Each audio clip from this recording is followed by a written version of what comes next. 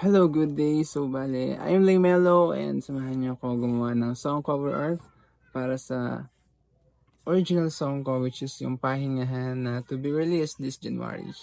So, yan. This is the behind the scenes, behind the cam.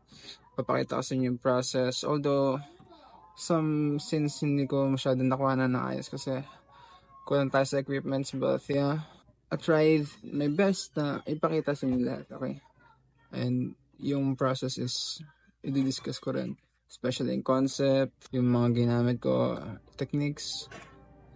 So, samahan niyo ako. Let's go!